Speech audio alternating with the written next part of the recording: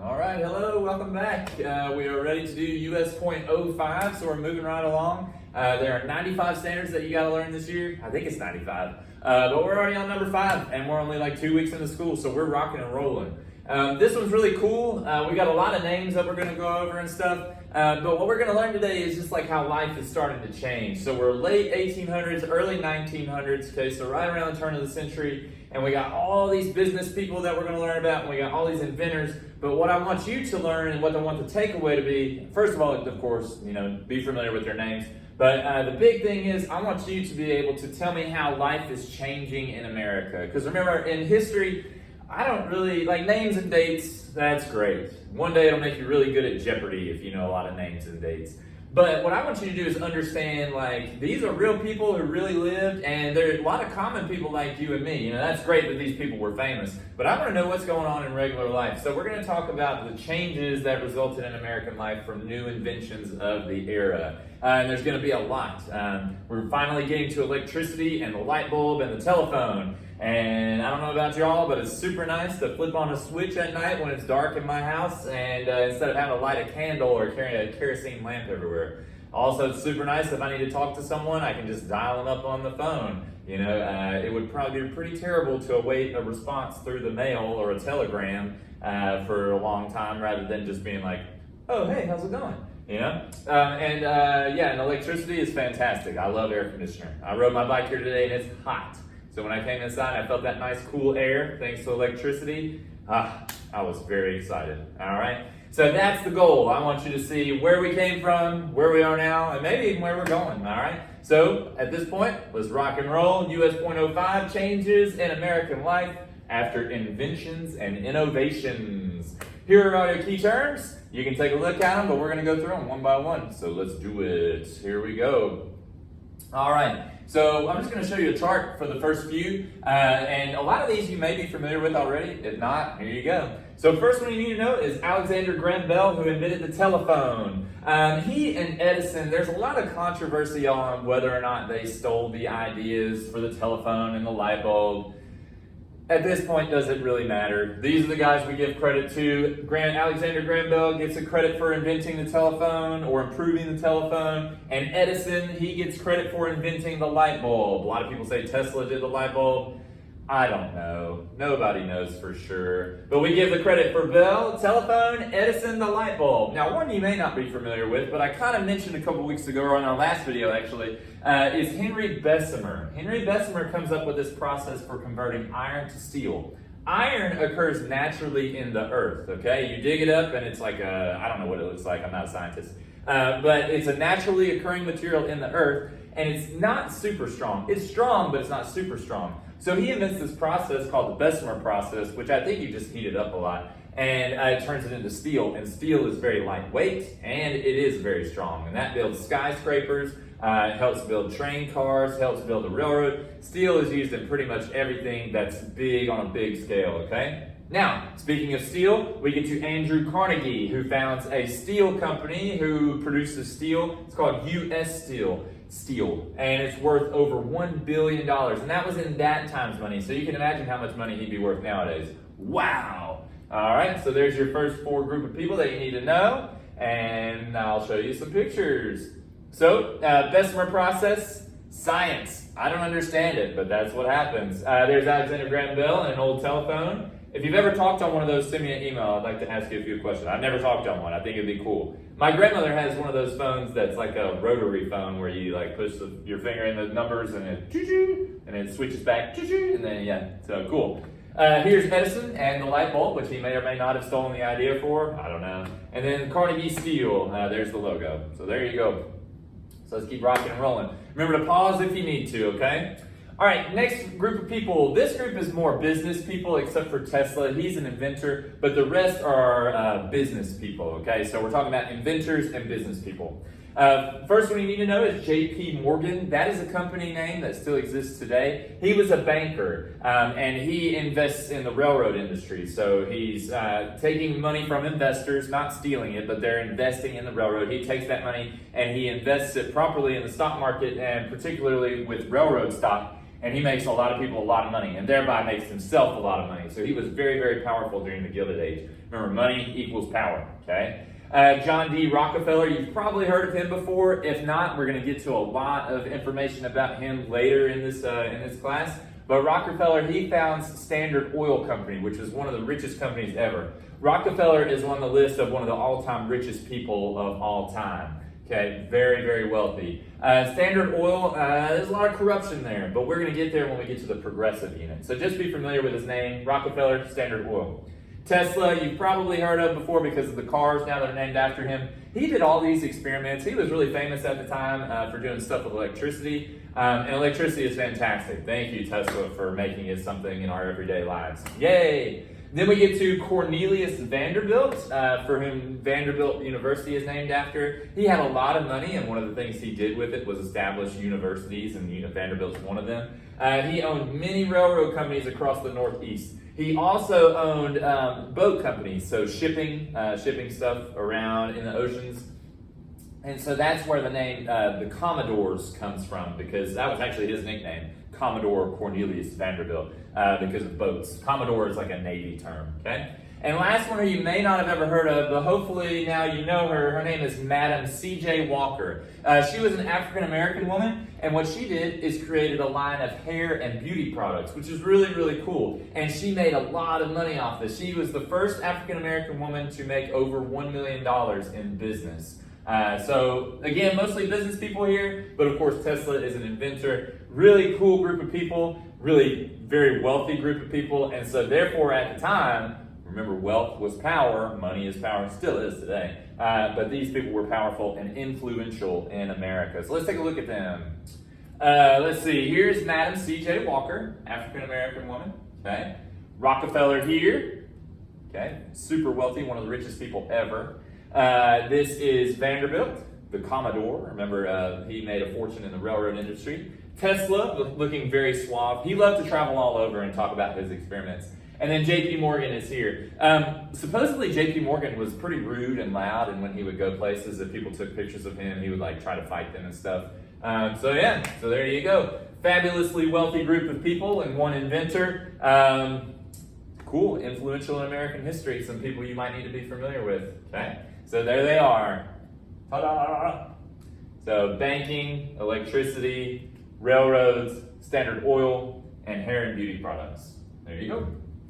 All right, so let's talk about why you need to know this. Remember, we're talking about the Gilded Age, and we're moving into the Progressive Era, but we're in the Gilded Age right now. And so money is just being made like crazy. Remember, gilded means has to do with gold, covered in gold. And this is where it comes in. It's because of these people that we get the Gilded Age, okay? It's because of these people that vast fortunes are made and money is becoming a huge deal in America. America's starting to become a powerhouse because of money, okay? So you see factories here, railroad, and of course old Boss Tweed hanging out over there.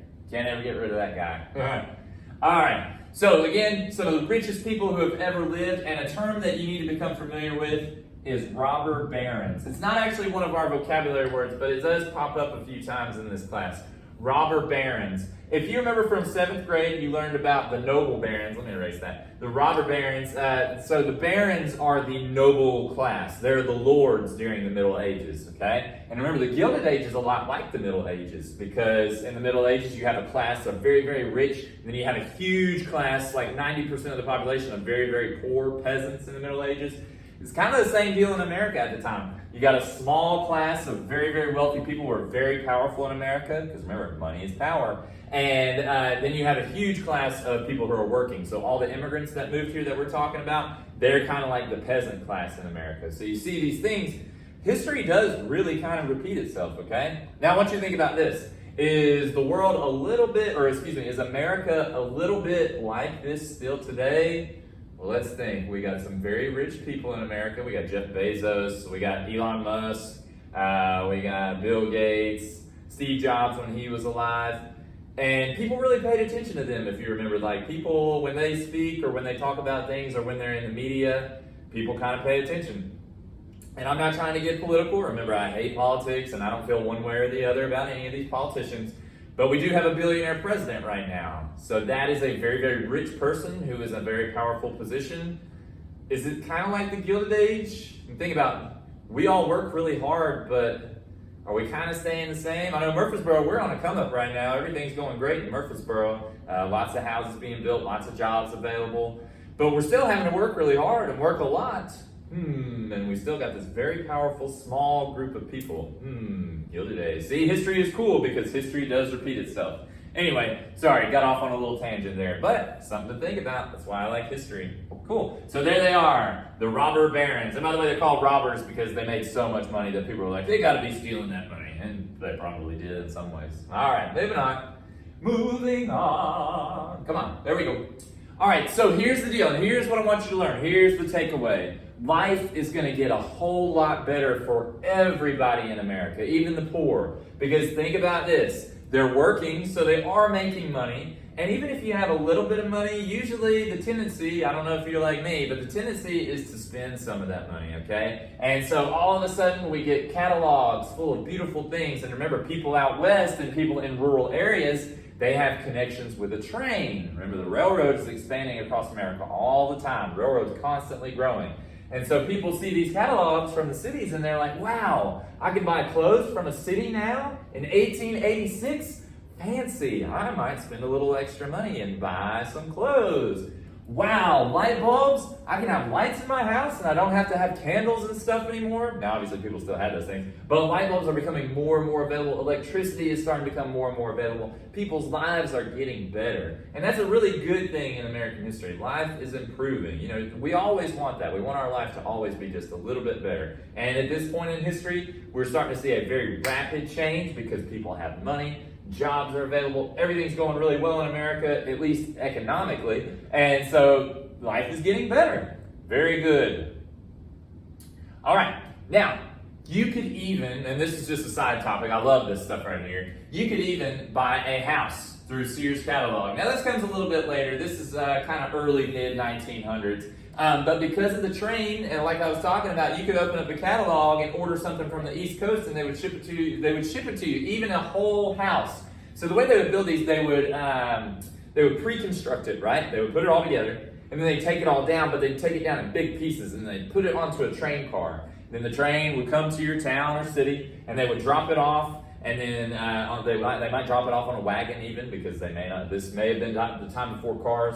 Now this time was during cars. So I'm getting a little ahead of myself. But you could buy basically anything. And this shows, I mean, look, you could buy a whole house. And by the way, look at how awesome these prices were. Now I know this was more expensive back then because of inflation and everything. Times have changed. But $191 for a house? Wow. Man, I needed to live in those days. $725 for this beautiful house? Man. I live in a one-bedroom apartment and I pay almost $1,000. Wow. I should have lived in the Gilded Age. Actually, not really. It was a tough time. It was not that fun. I'm glad I live when I do now. But at least we're starting to get electricity, a lot more trade going on. People are moving. America is starting to really become America.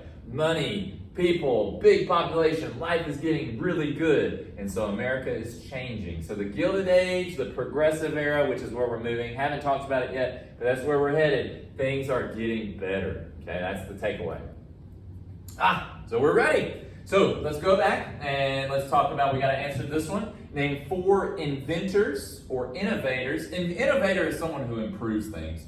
The Gilded Age and their inventions. So I'm going to do these with you, so follow along with me. So the first one, and notice it says and their inventions. So the first one is Bell, Alexander Graham Bell, the telephone. Okay. I'm going to reach my telephone. Second one is Edison, the light bulb. Edison, light bulb. Another one, innovation, Tesla, electricity advancements.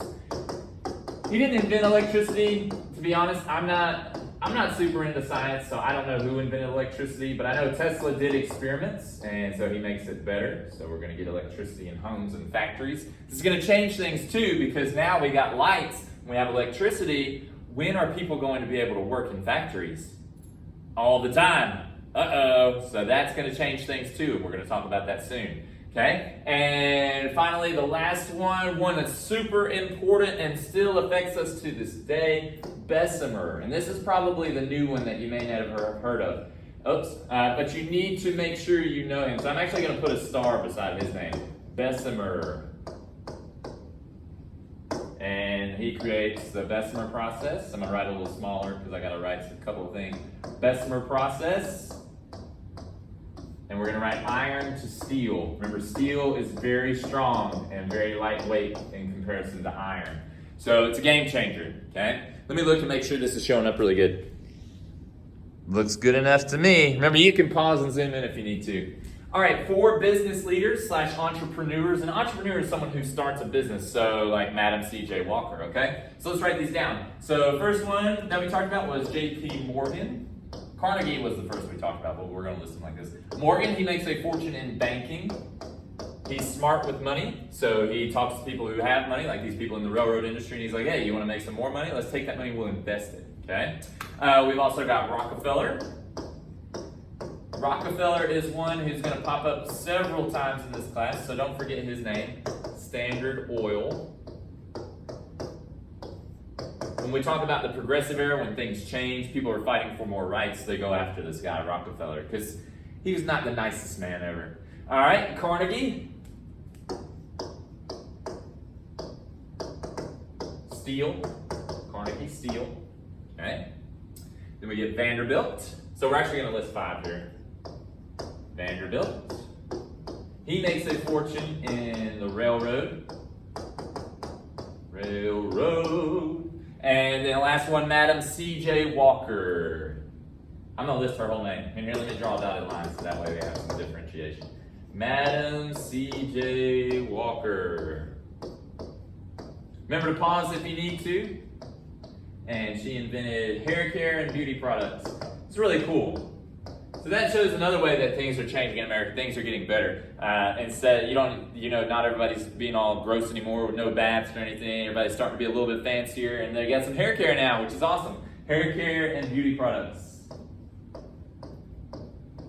Beauty products. My wife was saying there's a show on Netflix or somewhere about Madam C.J. Walker. If you've seen it and it's cool, let me know. I haven't watched it yet. I don't really have time to do Netflix, obviously. I'm up here doing stuff like this all the time. But if you've seen the show about Madam C.J. Walker, let me know and send me an email and tell me if it's good or not. All right? Cool. All good? All good. Aha. What 3 industries allowed leaders like Rockefeller, Vanderbilt, and Carnegie to accumulate vast fortunes? So Rockefeller, Standard Oil, so oil, very good. Vanderbilt, railroad, and shipping, so boats, that's where he gets his nickname. But railroad, that's more important to this class. And Carnegie, steel. Steel is important. Remember, we're building America's big cities. Boston, NYC, Chicago, Pittsburgh, San Francisco. Steel, you need all those things to build big skyscrapers. What changes occurred, number 4, what changes occurred in daily American life because of new technologies and innovations?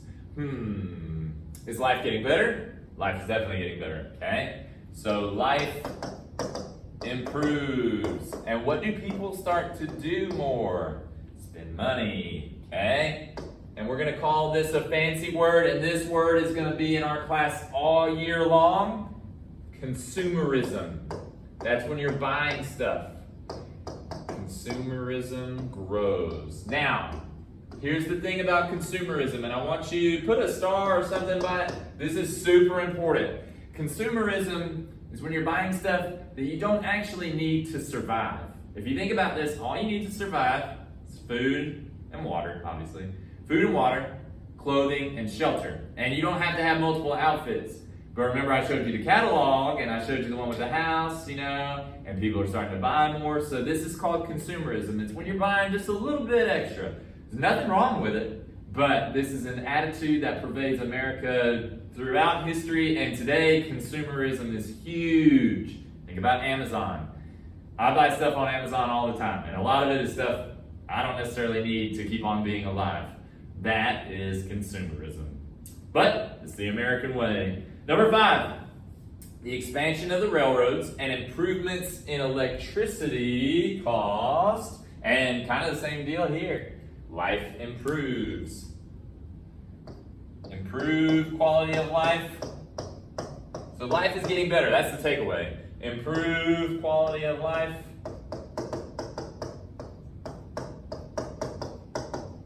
And people moving. Remember I told you, people start moving around. They're starting to move to cities, obviously. We already learned about that in the Gilded Age. But population's growing. People are getting around faster. People can get stuff out in the West. So they're like, hey, maybe I'll move somewhere else just because I can get stuff there now. You know, it's not so isolated, okay? So things are changing. America's growing. People are moving around. Life is getting better. You can have lights in your house. You can have electricity. It's really good, okay? All right, so we got positive in history now. All right, hopefully you're good. Positive not.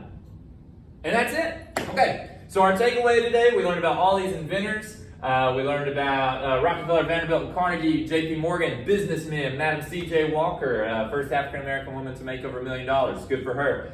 Excuse me. Oh, I got choked. So all these people got vastly wealthy, made a whole lot of money. Life gets a whole lot better because of guys like Tesla doing electricity, Alexander Graham Bell with a telephone. So nice just to be able to call your friends rather than having to write them a letter.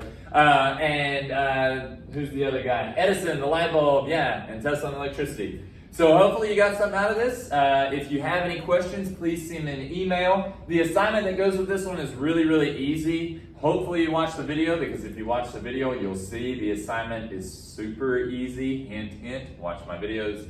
Yeah, if you got any questions, send me an email. Hope everybody's having a great day, and email me if you need anything. See you later. Bye.